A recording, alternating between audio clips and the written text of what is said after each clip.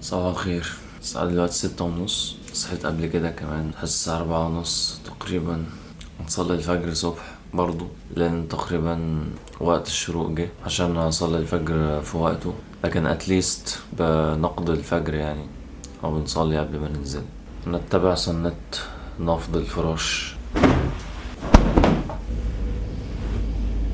دلوقتي انا اتسوحت وركبت باص غلط، بس الحمد لله يعني ما عندناش حاجة في اول فترة. الامتحان في الفترة التانية. قرأنا الاذكار وقرأنا صفحة التفسير. هنقعد دلوقتي نذاكر بقى، يعني مش هتفرق رحنا بدري او متأخر، كده كده كنا هنعمل نفس الحوار.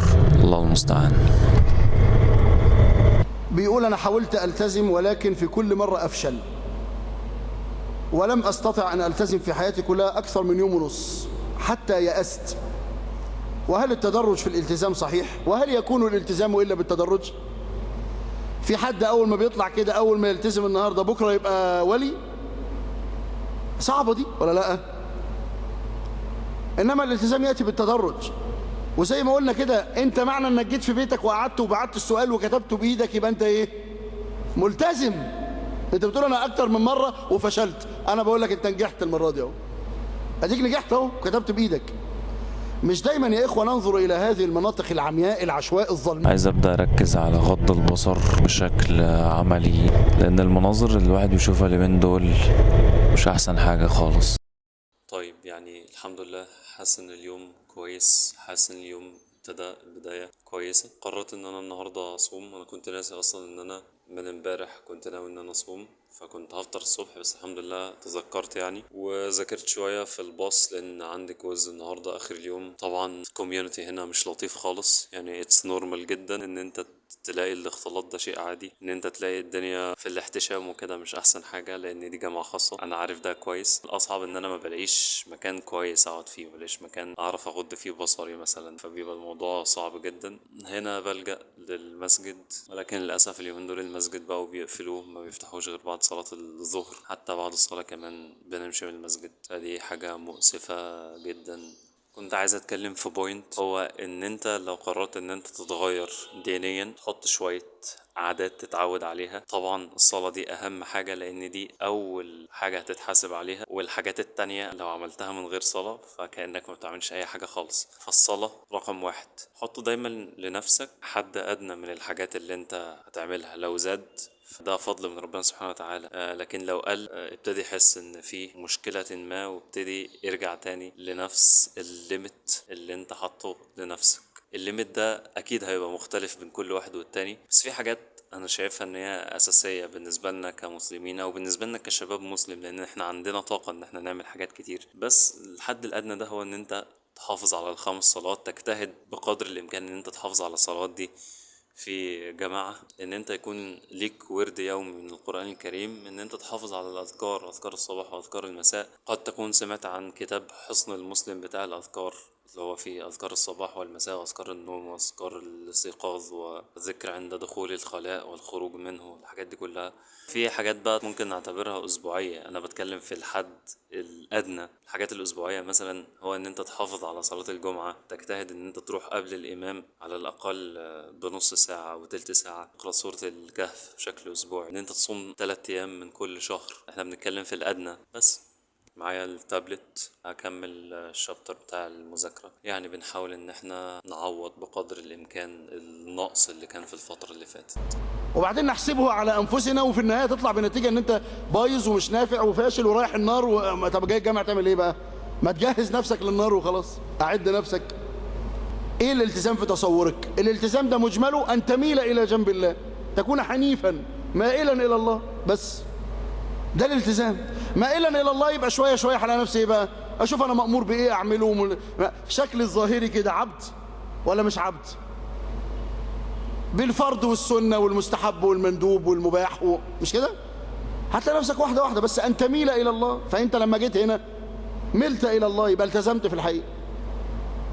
صاحب صحبة طيبة، أحسن نيتك، وادعو الله عز وجل وتململ بين يديه وانطرح. من شيم التائبين أن تراه دائما على باب مولاه مطروحا. عارف مطروح يعني إيه؟ عارفين يعني إيه مطروح؟ يعني مرمي كده، دي مرمي، دائما منطرح. طيب الساعة دلوقتي 12. الحمد لله النهاردة صلينا العصر العشاء في جماعة، وكان ممكن نصلي المغرب في جماعة بس لولا مرقعة الواحد كان عندنا ميعاد عند الدكتور وكده، وانا بصراحة حاسس ان انا اتمرقعت وللأسف فاتتني صلاة المغرب وقضيت صلاة المغرب مع العشاء. الواحد عايز يركز اكتر على حتة الصلاة، خصوصا الصلاة في جماعة. كمان النهاردة معرفتش امنتج لان انا جيت من الجامعة رحت كذا مشوار وبتاع، حتى ما كنتش فاضي ان انا اصور، فمنتجت نص الفيديو بتاع اول يوم وما كملتش. النهارده اليوم كان كويس الى حد ما، يعني صلينا الفجر وقلنا الاذكار، كان عندي امتحان وذاكرت شويه في الباص وذاكرت لما وصلت الجامعه شويه، والحمد لله حليت كويس في الامتحان وهندلت الدنيا في الجامعه الى حد ما، لان انا كان عندي شويه غيابات محترمه كفيله ان هي تخليني اخد حرمان. بس في الفتره الاخيره كنت بحاول ان انا احضر وما فوتش اي محاضره ولا اي سيكشن ولا اي عياده، حتى لو مخلص الريكوايرمنتس بتاعتي، عشان احافظ على الليميت بتاعي في الغياب، لان مش عشان غياب محاضره ولا محاضرتين الدنيا تفكس معايا خالص. حاسس ان انا مرهق شويه لان الايام اللي فاتت ما كنتش بنام غير تقريبا 4 ساعات متوسط، من 4 ل5 ساعات، وانا متعود على ان اقل حاجه 8 ساعات عشان اكون في كامل تركيزي، بس حاسس ان انا قادر ادي حتى لو نايم عدد ساعات اقل. حوار المونتاج مش عارف اظبطه عشان بروح البيت بيبقى عندي حاجات مهمه وما بعرفش اعمل مونتاج ولازم اقعد على البي سي، فغالبا انا محتاج اعمل مونتاج في اخر اليوم اللي بكون فيه مجهد وبيكون عندي مذاكره وحاجات زي كده. فالحل الوحيد لحوار المونتاج، لان انا لسه مش عارف اهندل الدنيا دي، هو ان انا اظبط اللاب واخده معايا في اي مكان ومنتج، لان انا حاسس ان في اوقات كتير في المواصلات بتبقى ضايعه. بس اللاب البطاريه بتاعته كانت بايظه، نزلت دلوقتي سالت، فهستخير ربنا ان شاء الله وابحث واسرش برضو كده على جوجل شويه، ولو كده ممكن انزل اشتريها بكره ان شاء الله، بحيث الواحد يستغل الوقت اللي ضايع في المواصلات وكده ويبدا يمنتج فيه وما اجلش حوار المونتاج او احس ان هو تقيل على قلبي. على فكره حوار المونتاج صعب، الناس اللي شغاله في المونتاج هتعرف قد ايه الموضوع صعب ومهلك ومؤلم لجسدك، كمان عايز ذهن صافي ووقت. بس احنا ان شاء الله الفتره الجايه نحاول نستغل كل دقيقه في اليوم استغلال صح. طيب فاضل ايه ما عملتوش؟ ثانية نبص على النوت.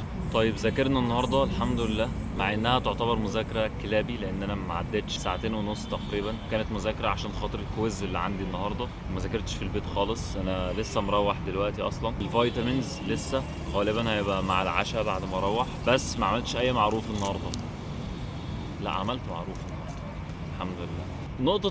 نقطه اعمل معروف دي حاسس ان فيها رياء، ان شاء الله ما يكونش في رياء، بس مش عارف يعني تفهمني صح؟